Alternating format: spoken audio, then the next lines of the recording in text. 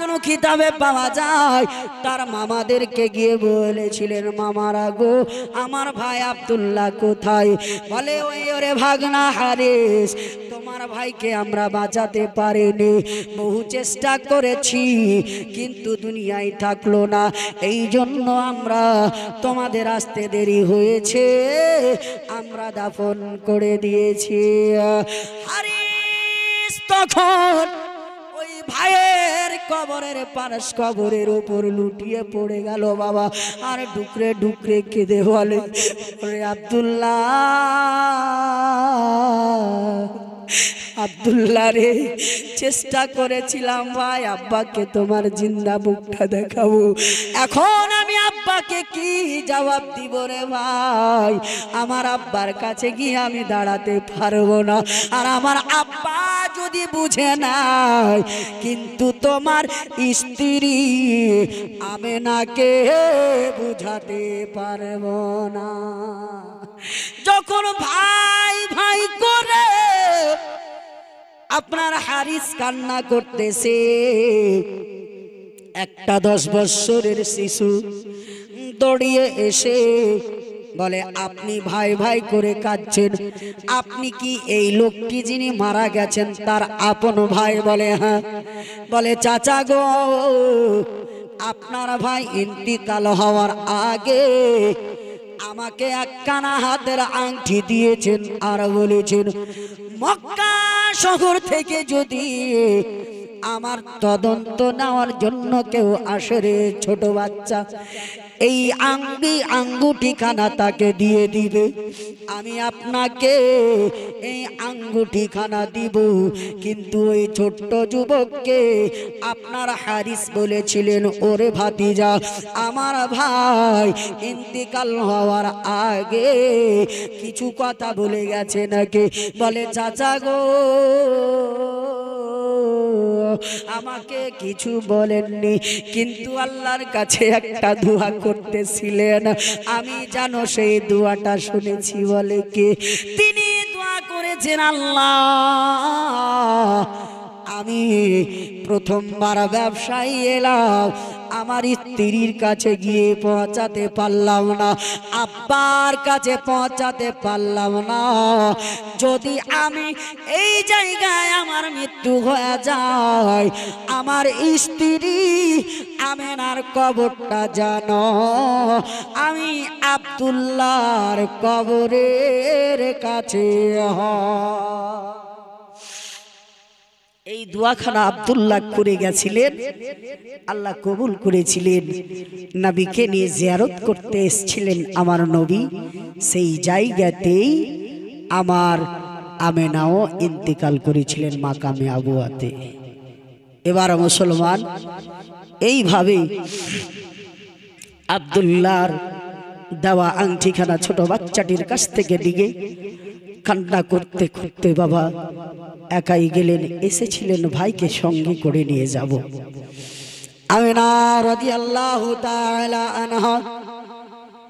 এ বেরাদার মুসলমান, আপনারা জানো তাকে আছেন আমার ভাই হারিস নিতে গেছেন আপনার স্বামীকে, ওই স্বামী জান আসবে, আমি আজকে আনন্দে আমার স্বামীর চেহারার দিকে তাকিয়ে থাকবো, এই খুশিতে আমেনা লাল কালারের একটা বাবা শাড়ি পরিধান করেছে, মাথায় বাবা খুশবুদার তেল লাগিয়েছেন, সুন্দর আতর লাগিয়েছেন, আর সুন্দরভাবে মাথায় চিরুনি করে নতুন বউয়ের মতো সেজে বসে আছেন। কেননা স্বামী যেই দিন বাইরে থেকে বাড়িতে আসবে রে মা, আপনি যদি সুন্দরভাবে নতুনভাবে সাজুগুজু করে বসে থাকেন, খোদার কসম বলি, আপনি যদি ওই পেতনি বুড়ির মতো হয়ে থাকেন, আপনার স্বামীর মনটা খারাপ হবে। আর আপনি যদি নতুন পোশাক নতুন শাড়ি পরে বসে থাকেন, আপনার স্বামীর মনটা খুশ হয়ে যাবে। এবার মুসলমান আব্দুল্লাহর জন্য আমেনা বসে আছেন সেজে গুজে, হঠাৎ করে দেখতেছে আমার ভাই হারিস একাই হাসতেছে রে বাবা, একাই হাসতেছে। আমেনা ডাকটা বলেন, ভাইয়া আপনার ছোট ভাই আব্দুল্লাহ কোথায়? বলে বোন আমেনা রে, করে দে রে বোন, আমি তোমার স্বামীকে নিয়ে আসতে পারলাম না রে। তোমার স্বামী সে ইন্তিকাল করেছে, তাকে দাফন করা হয়ে গেছে। আমেনা রে আমেনা, দয়া করে আমাকে ক্ষমা করে দাও। এইদিকে আব্দুল মুতাল্লিবের কানে খবর চলে গেল, আমার বেটা আর আব্দুল্লাহ দুনিয়াতে নাই। এইদিকে আব্দুল মুতাল্লিব যুবক বেটার খবর শুনে কান্না করতেছে। আমেনার শাশুড়ি আব্দুল্লাহর মা কান্না করতেছে। এইদিকে আমেনা কান্না করতেছেন, বলে আল্লাহ, আমি সত্যি যেটাই ভেবেছিলাম আজকে সেটাই হয়ে গেল। আমি আর স্বামী ফিরে পেলাম না। এ মুসলমান, ও আমার মা খালারা, আপনারা আমেনার সারাটা দিন যদি দুঃখের সাথে কাটে রে বাবা, রাত্রের বেলা যখন স্বামীর ওই বিছানার দিকে তাকাই, আমেনা আর সহ্য করতে পারে আমেনা আর থাকতে পারে না। বিছানা থেকে উঠে আপনার হাউমাউ করে কান্না করতে শুরু করে। দৌড়িয়ে আসে শাশুড়ি মা, বলে আমেনা রে, তুমি তো তোমার স্বামী হারিয়েছো রে মা। আমি আমার বেটাকে 10 মাস 10 দিন গর্ভে রেখেছিলাম রে আমেনা। আজকে আমি যুবক বেটা হারিয়েছি আমেনা, আমি মা কেমন করে থাকবো? ওই সময় বললেন, মা গো, আপনি যদি সহ্য করতে না পারেন তবুও পেরে নেবেন। বলে কেন? আপনার দেখার জন্য আরো 9টা বেটা আছে, আমার শ্বশুর আব্বা আছে, কিন্তু আমি যেই আব্দুল্লাহর জন্য মা ছাড়লাম, বাবা ছাড়লাম, ভাই ছাড়লাম, বন্ধু ছাড়লাম, বান্ধবী ছাড়লাম, আর আমার বাপের বাড়ি তো এই মক্কা থেকে মদিনা কাছে নয় গো মা। আমি যে আব্দুল্লাহর জন্য যাকে জীবন সাথী বানিয়েছিলাম, যাকে জীবন সঙ্গী বানিয়েছিলাম, যাকে আমি নিজের জীবন মরণ মনে করেছিলাম, আজকে সেই আব্দুল্লাহ নাই। আজকে আমি কার মুখ দেখে বাঁচব?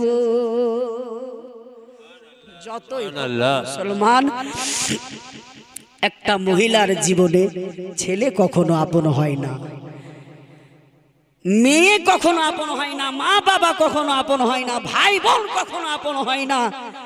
যদি আপন হয় একজন স্বামী হয়। কথা ঠিক না বে ঠিক? কেন একদিন দেখবেন মা বাবা মেয়েটাকে বিদায় করে বাড়ি থেকে তাড়িয়ে দিবে। কথা ঠিক না বে ঠিক? ছেলে মেয়ে বড় হবে, মেয়ের বিয়ে দিয়ে অন্যর বাড়ি পাঠিয়ে দিবেন, ছেলের বিয়ে হবে, বাপ মার কাছ থেকে আলাদা হয়ে যাবে। কিন্তু একজন স্বামী দুনিয়ার বুকে আপদে বিপদে দুঃখে কষ্টে আপনি চলতে পারবেন না। আপনার খবর শুনে মালদা টাউনে আছে, সঙ্গে সঙ্গে আপনার জন্য ডাক্তারকে ফোন করে বাড়িতে আপনার জন্য ডাক্তার পৌঁছিয়ে দিবে। পৃথিবীর বুকে যদি জীবন সঙ্গী হিসাবে কেউ থাকে একটা মানুষের, একটা নারীর, সে হলো স্বামী। স্বামী সেই দিন আমেনা চিন্তা ভাবনার মধ্যে পড়ে গেলেন, আল্লাহ আমি কি করব? কিন্তু যাক, আল্লাহ পাক সবুর দিলেন, ধৈর্য দিলেন। এ বেরাদার মুসলমান, আপনারা থকে যাননি তো? নবীর জন্ম পর্যন্ত বলে আমি শেষ করব না, এখনই শেষ করব। মা বহিন কিন্তু ঘুমিয়ে পড়েছে, বুঝতে পারছি। একবার দুরূদ পড়েন, আল্লাহুম্মা سيدنا مولانا محمد وعلى آله سيدنا وعلى سيدنا مولانا محمد صلى الله تعالى عليه وسلم। আমার মন বলে যাব চলে সোনার মদিনা। জোরে বলেন সুবহানাল্লাহ। সুবহানাল্লাহ সুবহান আমার মন বলে যাব চলে সোনার মদিনা। হাই গো দয়া করে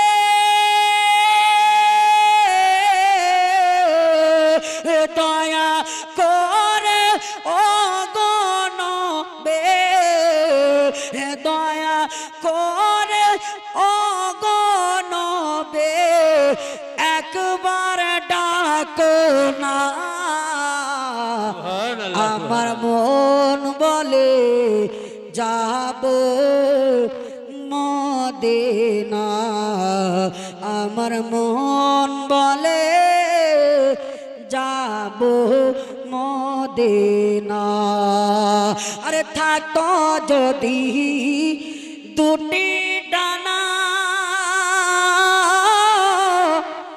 উড়ে যেতাম সেই মদিনা। কে থাকতো যদি দুটি ডানা উড়ে যেতাম সেই মদিনা। আরে চুমতাম গিয়ে নবী পাকের চুমতাম গিয়ে নবী পাকের রওজা খানা। আমার মন বলে যাব মদিনা। আমার মন বলে যাব মদিনা। হাই গো নবীর প্রেমে পাগল হয়ে কাঁদি আমি সারাক্ষণ। নবীর আশিক বলছি কে নবীর প্রেমে পাগল হয়ে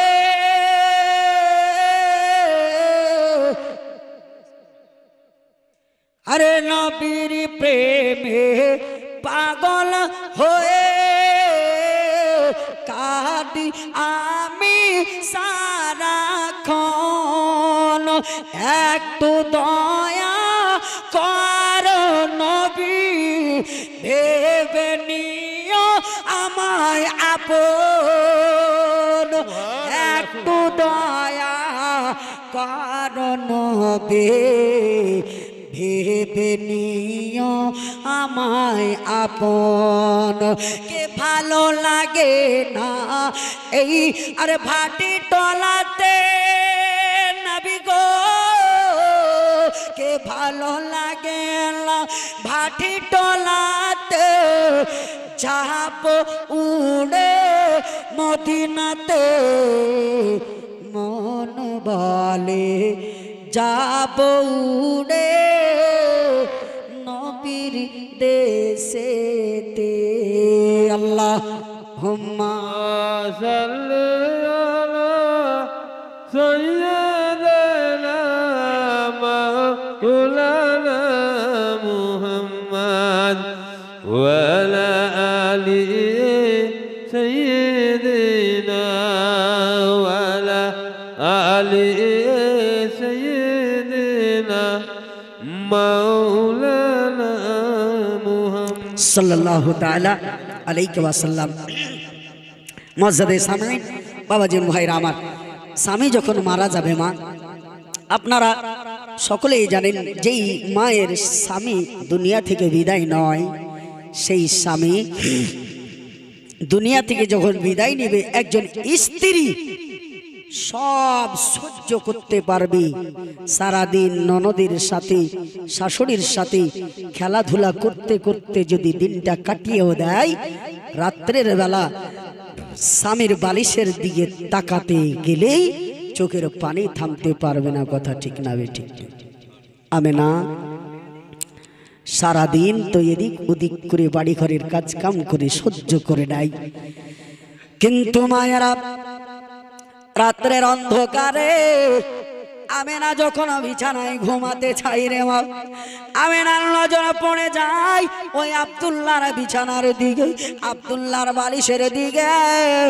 আব্দুল্লাহর বালিশের দিকে তাকাতে গিয়ে আমেনার মন আর মানে না, আমেনা হাউমাউ করে কান্না করতে লাগে। সবাই যেন সবুর দেয়, আর আমেনার এইভাবে দিনকাল কেটে যায়। আর এইদিকে আমার নবী আমেনার গর্ভে আতেছে, আমার নবী মা আমেনার গর্ভে আছে। এবার বাবা আপনাদের শুধু ভাট্টি টোলা দালাল পাড়াতে নয়, গোটা কুতুবগঞ্জে পীরগাঁয়ে নয়, গোটা সুলতানগঞ্জে নয়, মহারাজপুরে নয়, রাজাপুরে নয়, আলীনগরে নয়, আপনার গোটা পৃথিবীর বুকে যত মুসলমান আছে, যারা সত্যিকারের মুসলমান ঘরের নারী, তাদের স্বামী যদি মারা যায় আপনার 4 মাস 10 দিন ধরে ওই মা জননী সাজা গুজা বন্ধ করে দেয়। কথা ঠিক না বেঠিক? যদি সে সত্যিকারের মুসলমান ঘরের বেটি হয়, কেন আল্লাহর নবী বলেন একজন স্বামী হারা স্ত্রী 4 মাস 10 দিন ইদ্যত পালন করবে, তারপর যদি চায় যে কোনো একটা ছেলেকে পছন্দ করে বিয়ে করবে, কিন্তু এই আপনার 4 মাস 10 দিনের মধ্যে কোনো সাজন গোজন চলবে না, কাউকে বিয়ে করা চলবে না। কেন? মুসলমান নবী বলে দিয়েছেন কোন মহিলা যদি আপনার ইদ্যত পূরণ করার আগে বিয়ে করে নাই, তাহলে শরীয়ত সেটাকে নাজায়েজ বলে দিয়েছে। কিন্তু এখনকার মডার্ন ঘরের মডার্ন খালারা স্বামী মরতে রাজি, মাটি দিয়ে ফিরবে না মানুষ। এই দিকে ও বড় লোকের বেটি সেই কালারিং কাপড় কিনে বসে আছে, স্বামী মরে গেছে তাই বলে কি আমার সাজন গোজন হারিয়ে গেছে নাকি? হ্যাঁ, কিন্তু আপনাদের এই দিকে মা বোন এরকম করে না। হযরতে আমেনা তিনি নবীর মা, স্বামী মারা গেছেন। একদিন খুব মজার কথা, এখানে কোনো ভেজাল নাই তো, আমরা সবাই সুন্নি বসে আছি তো, অসুবিধা নাই? তাহলে শুনেন, বাদা আকিদারা যদি শুনে তো ওদের পাছাতে আগুন ধরলিবে, কিন্তু আমরা সুন্নিরা আলা হযরতের দিওয়ানারা কি বলছে শুনেন। হযরতে মা আমেনা স্বামী মারা গেছেন, নবী গর্ভে আছেন। এই নিয়মটা হলো গোটা বিশ্বের মুসলমান নারীদের জন্য। স্বামী মারা গেলে 4 মাস 10 দিন ইদ্যত পূর্ণ করবে, নতুন পোশাক পরবে না, সুগন্ধ লাগাবে না, মাথাতে কোনো আপনার সুগন্ধ তেল ব্যবহার করবে না, কেননা ইদ্যত পূরণ করতে হবে। কিন্তু বাবারা, এটা তো হলো দুনিয়ার সাধারণ মানুষের, সাধারণ মা বোনদের জন্য মাসলা, কিন্তু আমার নবীর মা আমেনার জন্য কি মাসলা আছে শুনুন। একদিন আব্দুল মুতাল্লিবের কাছে, আব্দুল মুতাল্লিবটা কে? আমেনার শ্বশুর আব্বা। একদিন আব্দুল মুতাল্লিবের দরবারে আমার নবীজির না আপনার দাদি আমেনার শাশুড়ি আমেনার শ্বশুরকে গিয়ে বলে, হ্যাঁ গো আব্দুল্লাহর পিতা, আমাদের বেটা এখনো কিছুদিন হলো ইন্তিকাল করা, এখনো মাস পূর্ণ হয়নি। আপনি তো জানেন এই আরবের দেশে প্রথা আছে, একটা মহিলার স্বামী যদি মারা যায় 4 মাস 10 দিন, 4 মাস 10 দিন সে ইদ্যত পূর্ণ করবে, কোনো নতুন পোশাক পরবে না, কোনো আতর লাগাবে না, কোনো সুগন্ধত্ব ব্যবহার করবে না। কিন্তু ওগো স্বামী আব্দুল্লাহর পিতা, আমার বেটা আব্দুল্লাহর ইন্তিকাল হওয়া এখনো মাস জুটলো না, 4 মাস 10 দিন তো দূরের কথা, এখনো একটা মাস জুটলো না। আমাদের আমেনাকে দেখা যায় নতুন নতুন পোশাক পরে, আর শরীরে আপনার নানা রকমের আতুর লাগা। সুবহানাল্লাহ সুবহান জ্ঞানী লোক যারা তারা কিন্তু বুঝে নিবে যে আমেনার ব্যাপারটা আলাদা আর সাধারণ মা বোনদের ব্যাপার আলাদা। কেন? ইনি হলেন সকল মায়ের চাইতে সেরা মা আমেনা, গর্বে যিনি আছেন তিনি শাহে মদিনা। সুবহানাল্লাহ। এই আমেনার গর্ভে এমন একজন ছেলে আছে যার জন্য আল্লাহ গোটা বিশ্বকে সৃষ্টি করেছেন, যার জন্য আল্লাহ এই পাহাড় পর্বত নদী নালা সৃষ্টি করেছে, যাকে আল্লাহ কুল কায়নাতের তালা চাবি দিয়ে দিয়েছেন, যার জন্য আল্লাহ নিজের রাবুবিয়াত প্রকাশ করেছেন, যার জন্য মহান আল্লাহ জান্নাত দোজখকে সৃষ্টি করেছেন, যার জন্য আল্লাহ পাক ফারিস্তাদেরকে তৈরি করেছেন, রাত দিনকে তৈরি করেছেন। আজকে সে আমেনার বিরুদ্ধে আপনার আমেনার শাশুড়ি শ্বশুরের কাছে দরখাস্ত দিয়েছে। বলে হ্যাঁ গো, তুমি কি সত্যি বলো? বলে হ্যাঁ, আমি নিজের চোখে দেখেছি। বলে একটা আমেনা মহিলা, তুমিও মহিলা, একজন মহিলার ব্যাপারে আর একজন মহিলাই ঠিক হবে তার কাছে যাওয়ার। বলে স্বামী গো, আমি ইচ্ছা করি আমেনাকে বলে দিই, কিন্তু আমি আব্দুল্লাহর মা, আমার আমেনাকে বলতে পারি না, সাহস হয় না। এটা আবার কেমন কথা?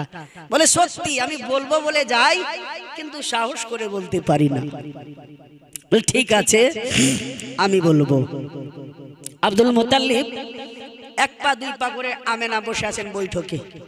বেটি আমেনা, একটা কথা বলবো মা, তুমি তো জানো এই মক্কাতে আরবের দেশে প্রথা আছে যাদের স্বামী হারিয়ে যায় 4 মাস 10 দিন পর্যন্ত কোনো নতুন পোশাক পরবে না, কোনো রকমের গহনাগাঠি পরবে না।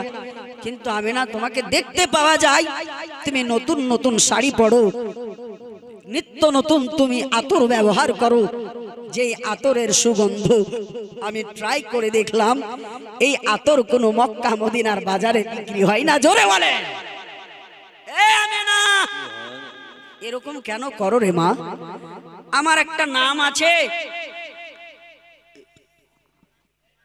কি ব্যাপার? কিছু বললেন যে মৌলভী সাহেব?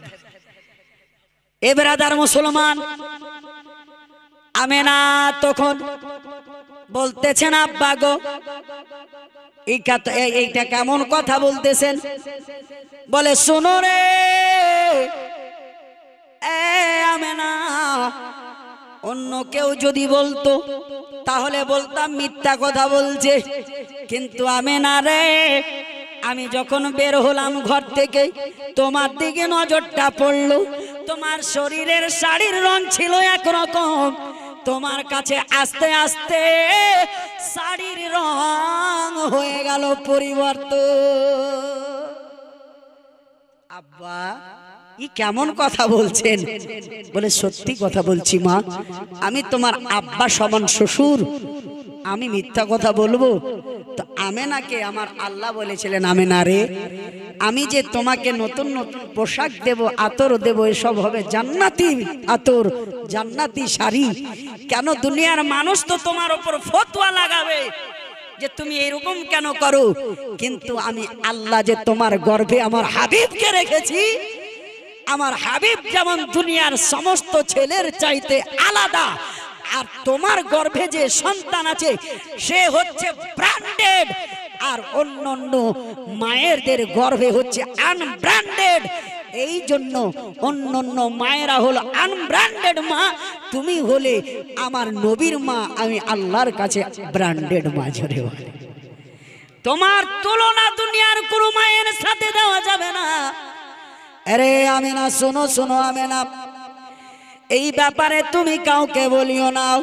হঠাৎ করে আমার বিশ্ব নবীর মা বলেন, আব্বা গো, যখন আপনি জানতে পেরে নিলেন, বুঝতে পেরে নিলেন, তাহলে শুনেন, আমি বলেছিলাম কাউকে বলবো না, যখন আপনি জানতে পেরে নিলেন তাহলে শুনুন।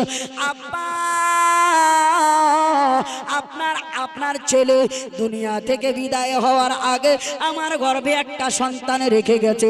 যেই দিন থেকে আপনার আমার বেটার আমানত আমি আমেনার গর্ভে এসেছে গো আল্লাহ। আব্বা আমি খোদার কসম বলি আমার শরীরের কাপড়টা কে যেন চেঞ্জ করে দেয়, আমার শরীরে কে যেন আতর দিয়ে যায়, আমি আমেনা কিছুই বুঝতে পারি না।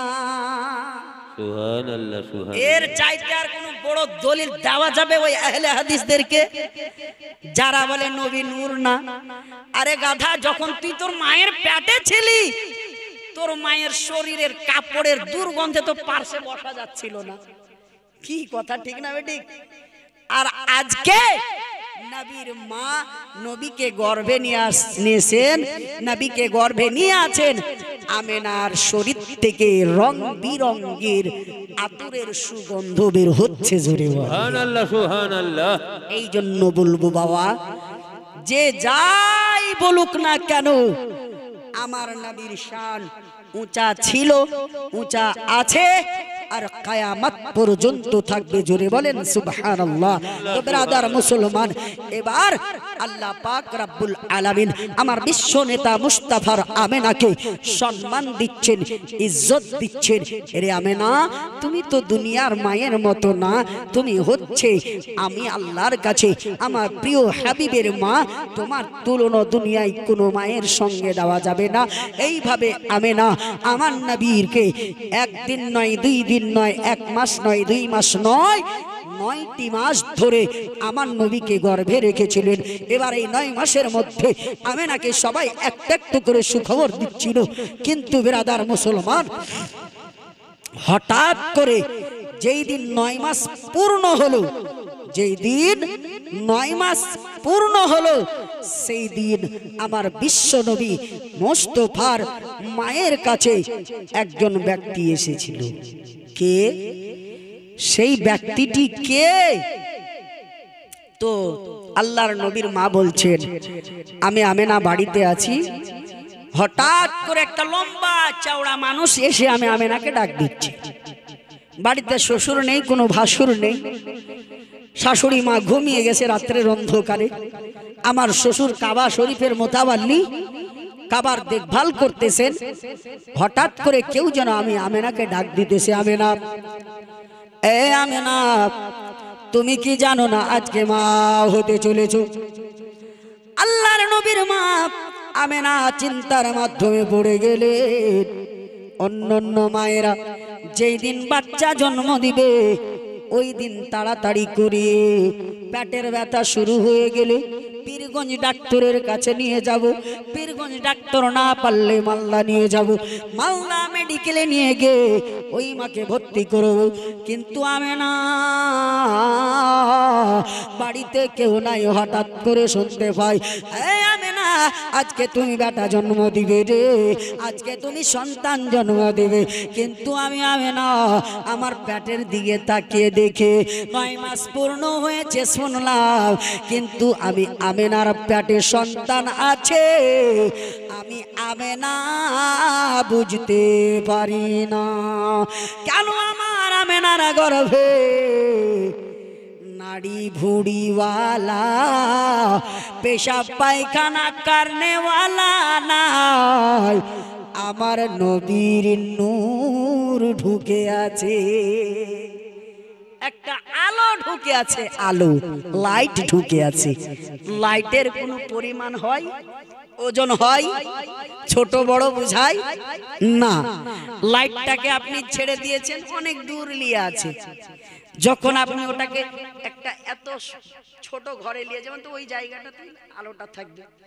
তো আমেনার গর্ভে নূর আছে, ছোট্ট একটা জায়গাতে আছে, সেই জায়গাতে পেট বড় হওয়ার কোনো গল্প নেই। আমেনাকে আল্লাহ রব্বুল আলামিনের ফারিস আপনার নবী হযরতে আদম আলাইহিস সালাম বললেন, সেই সময় আমেনা বলছে, যখন আমার বাড়িতে সন্তান জন্ম নেবে তাহলে আমি আমেনাকে তাড়াতাড়ি করে দাসীর ব্যবস্থা করতে হবে। আমেনা তখনও বাবা কয়েকজন দাসীকে খুঁজতে গেলেন, একজন নকরানির মাধ্যমে। যারই বাড়ি যাই তারা বলে আমরা যেতে পাবো না। কেন? আব্দুল্লাহ নেই বাড়িতে, আমরা যদি আমেনার একটু দেখভাল করি আমরা টাকা পাবো না, এই বলে সবাই ফিরিয়ে পাঠিয়ে দেয়। এই ফিরানোটার মানে হলো কি, আমেনাকে কি বেজ্জত করে দিল?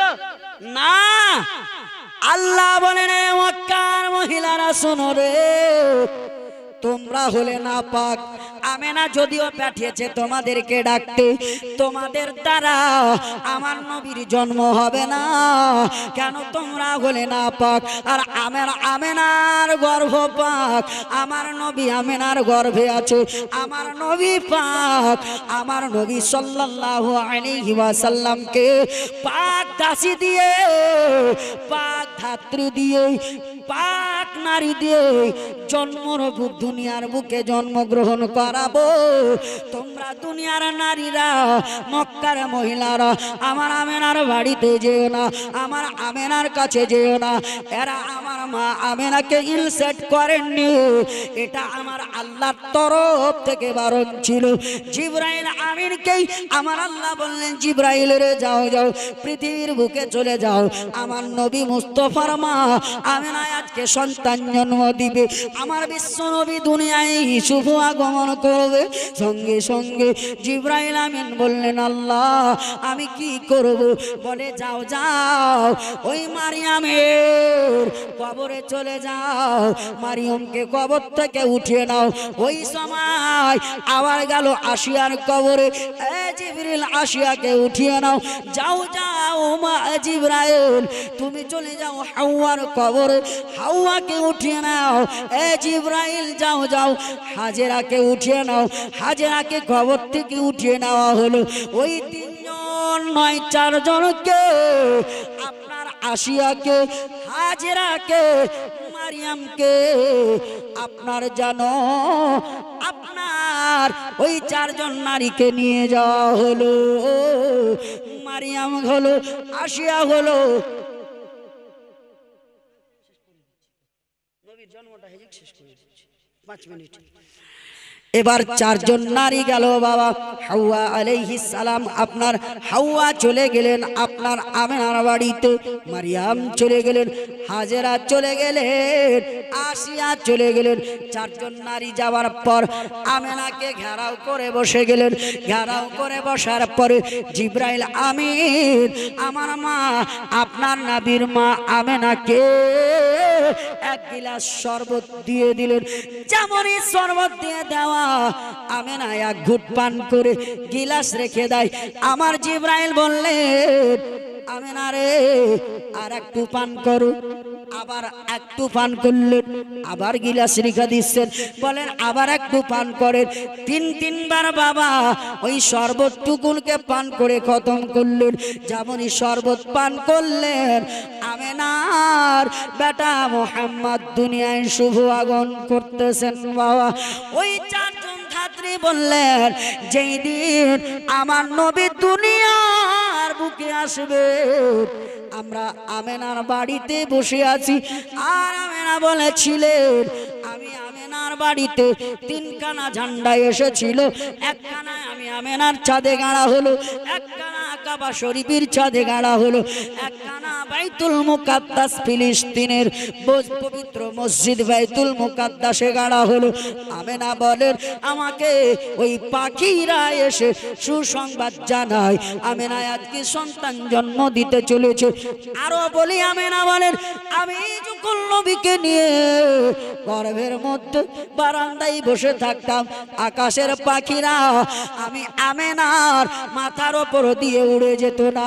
নবী হাদিসের মধ্যে বলেন, আমার মা আমেনা বলেন, আমার মা আমেনার উপর দিয়ে ওই পাখিগুলা উড়ে যেত না। বলে কেন? তারা বলতো, শুনো রে, ওই সামনে একটা কুড়ে ঘর, সেই জায়গায় বারান্দায় একটা মহিলা বসে আছে, ওই মহিলাটার গর্ভে বিশ্ব নেতা মুস্তাফা আছে, যার ওসিলায় আমরা পাখিরা দুনিয়ায় আসতে পেরেছি। আজকে সেই নবীর মায়ের গর্ভে নবী আছে, আমরা যদি মাথার উপর দিয়ে উড়ে যাই, আমরা জানো বড় বেয়াদবি করে দিব। পাখি পর্যন্ত আদব দিয়েছেন আমেনার মা জননীকে। এবার মুসলমান, আল্লাহর নবী মুস্তাফা মা আমেনার গর্ভ থেকে জন্মগ্রহণ করছেন, এই ভূমিতে আসছেন আপনার চারজন ধাত্রী হযরতে হাওয়া, আসিয়া, হাজেরা, মারিয়াম। তারা বলেন আমেনাকে ঘেরাও করে বসলাম, দেখতে পেলাম আমেনার গর্ভ থেকে একটা নূরের টুকরা বেরিয়ে আসলো, আর ওই নূরের ঝলকে আমাদের চারজনের চোখ ঝাপসা হয়ে গেল। যখন ঝাপসা হলো আমাদের চোখ কচলাতে শুরু করলাম, কিচ্ছু দেখতে পেলাম না। দেখতেছি যখন ঝাপসাটা দূর হলো, দেখতেছি আমেনার এই দুই পায়ের মাঝখানে সন্তান নেই। আল্লাহ পাক বলছে জিবরাইল আমার হাবিবকে আমেনার ওই গর্ভ থেকে নেমেছে, তাকে নিয়ে এসে রেশমি কাপড়ে লেপটিয়ে আকাশের ভ্রমণ করাও। জোরে বলেন সুবহানাল্লাহ। এরই মধ্যে দেখলাম এলো, চোখটা কচলাচ্ছিলাম, নবী নাই। আবার হঠাৎ করে দেখছি নবী মা আমেনার দুটি পায়ের মধ্যখানে মদিনা মক্কার বালি ধুলি মাখতে মাখতে আমেনার গর্ভ মধ্য থেকে এসে যেন মাটিতে পড়ে আছে। মা আমেনা বলছেন আমি দেখতেছি আমার মুস্তাফা দুনিয়ার বুকে আসলেন, আমার বাড়িটা ছিল অন্ধকার। নবী যখন দুনিয়ায় আসলেন, আমি আমেনার ঘরটা আলো ছিল, অন্ধকার ঘর আলোকিত হলো। সঙ্গে সঙ্গে সেই নূরের আলোতে, নবীর নূরের ঝলকে আমি আমেনা মক্কা থেকে মুলকে শাম পর্যন্ত আপনার আলোকিত দেখতে পেয়েছি। জুড়ে বলেন এই তো হলো আমার নবীর নূরের শান। তখন আল্লাহ পাক রব্বুল আলামিনের নবী মুস্তাফা সাল্লাল্লাহু আলাইহি ওয়াসাল্লামের মা আমেনা বলতেছেন আমি আমেনার দুটি পায়ের মধ্যখানে মক্কার ধুলো মেখে আমার নবী আমার গর্ভ থেকে নামলেন। আমি সঙ্গে সঙ্গে দেখতেছি আমার শিশু মুস্তাফার মুখখানা যেন বিড় বিড় বিড় বিড় বিড় বিড় করে হিলতেছে। আমি আমেনা আমার শিশু মুস্তাফাকে কোলাতে উঠিয়ে নিলাম। কোলে উঠিয়ে নেওয়ার পরে আমার মুস্তাফা সাল্লাল্লাহু আলাইহি ওয়াসাল্লামের পবিত্র জুবান কানা মুখখানা আমি আমেনার কানে লাগালাম। দেখতেছি হঠাৎ করে আমার মুস্তাফা রব্বে হাবলি রব্বে হাবলি রব্বে হাবলি উম্মতি বলে কান্না করতেছে। সুবহানাল্লাহ। আমরা দুনিয়ায় এসেছি আল্লাহ আল্লাহ বলে কেঁদেছি কেন? আমরা যতদিন মায়ের গর্ভে ছিলাম খুব শান্তিতে ছিলাম। মাকে লাথি মারতাম, মায়ের কোঁকাতে হোঁড়া মারতাম, কোনো কষ্ট হয়নি। যখন দুনিয়ার বুকে আসলাম তখন আমরা কিন্তু বুঝতে পারি এই দুনিয়াটা হচ্ছে একটা গাদ্দারি জগৎ, ধোঁকাদারির জগৎ। আমরা আরামের জায়গা থেকে ব্যারামের জায়গাতে চলে আসলাম, ওই জন্য আমরা চিৎকার করি আল্লাহ আল্লাহ বলে কাঁদি। কিন্তু আমার আপনার নবী দুনিয়ার বুকে ভ্রমণ করলেন, যখন জন্মগ্রহণ করলেন, যখন আসলেন আল্লাহ আল্লাহ বলে কাঁদেননি।